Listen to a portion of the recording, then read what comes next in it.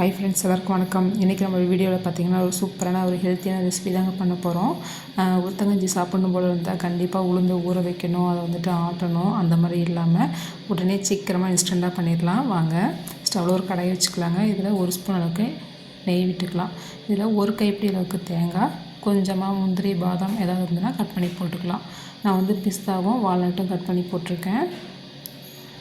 லைட்டாக வறுத்து எடுத்துக்கலாம். அந்த நெய்யிலே லைட்டாக கலர் சேஞ்ச் ஆனால் போதும். பாருங்கள், இந்த அளவுக்கு வறுத்தா போதும். ஒரு பாத்திரத்துக்கு மாற்றிக்கலாம். அதே கடாயில் 1/4 கப் அளவுக்கு நான் வந்துட்டு உளுந்து எடுத்திருக்கேன், வெள்ளை உளுந்து எடுத்திருக்கேன். இதையும் வந்து பார்த்திங்கன்னா நல்லா வறுத்து எடுத்துக்கலாம். உடனே உங்களுக்கு உளுத்தங்கஞ்சி சாப்பிடணும் போல் இருந்தால் கண்டிப்பாக இந்த மாதிரி ட்ரை பண்ணுங்கள். சீக்கிரமாக செஞ்சிடலாம். ரொம்பவே சூப்பராக டேஸ்ட் அப்படியே மாறாது, அப்படியே இருக்கும். பாருங்கள், இந்த அளவுக்கு வறுத்ததுக்கப்புறம் இதோட ஒரு ஸ்பூன் அளவுக்கு அரிசி சேர்த்துக்கலாம். பச்சரிசி, புழுங்கலரிசி எதாக இருந்தாலும் பரவாயில்ல, ஏதாவது ஒன்று சேர்த்துக்கலாம். இதோட ஒரு 5-6 வெந்தயம் சேர்த்துக்கலாம்.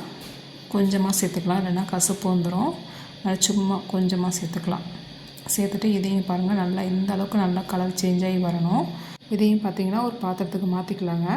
நல்லா ஆறுனதுக்கப்புறம் ஒரு ஜாரில் சேர்த்துக்கலாம். பருப்பு பார்த்திங்கன்னா நல்லா ஆறி வந்திருக்கு. இதை ஒரு ஜாருக்கு சேர்த்துக்கலாம். சேர்த்துட்டு மூடி போட்டு அரைச்சிட்டு வந்துடலாம். நல்லா நைஸாக அரைச்சிக்கணும். பாருங்கள், இந்த அளவுக்கு அரைச்சிக்கலாம். இது ஒரு பக்கமாக இருக்கட்டும். பார்த்திங்கன்னா இப்போ நம்ம அரைச்சிருக்க உளுந்து மாவை ஒரு பவுலில் சேர்த்துக்கலாங்க. சேர்த்துட்டு கொஞ்சமாக தண்ணி விட்டு ஒரு 1/2 கப் அளவுக்கு தண்ணி விட்டு நல்லா கரைச்சிக்கலாம். கட்டி இல்லாமல் கரைச்சிக்கலாம். நார்மல் வாட்டர் தான் ஊற்றிருக்கேன். நல்லா இந்த அளவுக்கு கரைச்சிக்கலாம். இது ஒரு பக்கமாக இருக்கட்டும்.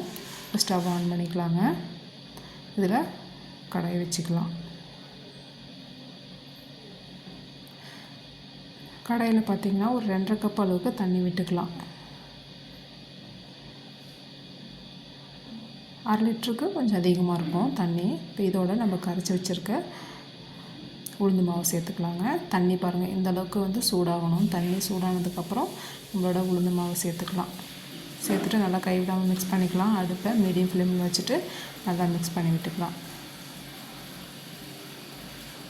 உங்களுக்கு உளுந்தங்கஞ்சி மட்டும் சாப்பிடணும் போல் இருந்துச்சுன்னா உடனே ட்ரை பண்ணுங்கள். வீட்டில் யார் கேட்டாலும் உடனே செஞ்சு கொடுத்துடலாம். நல்லா இந்த அளவுக்கு மாவு வெந்து வந்ததுக்கப்புறம் ஓரளவு கெட்டியாயிடும். அதுக்கப்புறம் நம்ம இனிப்பு சேர்த்துக்கலாங்க. நான் வந்து நாட்டு சர்க்கரை சேர்த்துருக்கேன். சேர்த்துட்டு நல்லா மிக்ஸ் பண்ணி விட்டுக்கலாம். நாட்டு சர்க்கரை நல்லா கலந்ததுக்கப்புறம் நம்ம வறுத்து வச்சுருக்க தேங்காய், பிஸ்தா சேர்த்துக்கலாம். பிஸ்தாவும் வால்நட்டும் வறுத்து வச்சுருக்கோம், அதை வந்து சேர்த்துக்கலாம். சேர்த்துட்டு நல்லா மிக்ஸ் பண்ணி விட்டுக்கலாம். பாருங்கள், இந்த அளவுக்கு திக்காகணும். நமக்கு வந்து ரொம்ப திக்காக வந்து வேணும்னா தண்ணி வந்து கம்மியாக வச்சுட்டு நம்ம செஞ்சுக்கலாம். எனக்கு வந்து இந்த அளவுக்கு குடிக்கிறதுக்கு பிடிக்குங்கிறதுனால நான் இந்த அளவுக்கு தண்ணியாக வச்சுருக்கேன். இதோட கொஞ்சமாக ஏலக்காய் தூள் சேர்த்துட்டு நம்ம ஸ்டவ் ஆஃப் பண்ணிக்கலாங்க.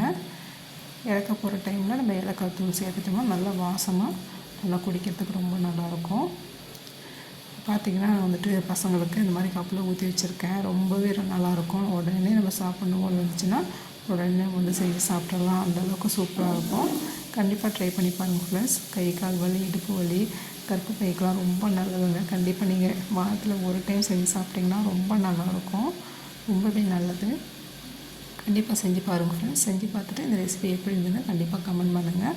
நம்மளோட வீடியோ புதுசாக பார்க்குறீங்கன்னா கண்டிப்பாக சப்ஸ்கிரைப் பண்ணுங்கள் ஃப்ரெண்ட்ஸ். தேங்க்யூ.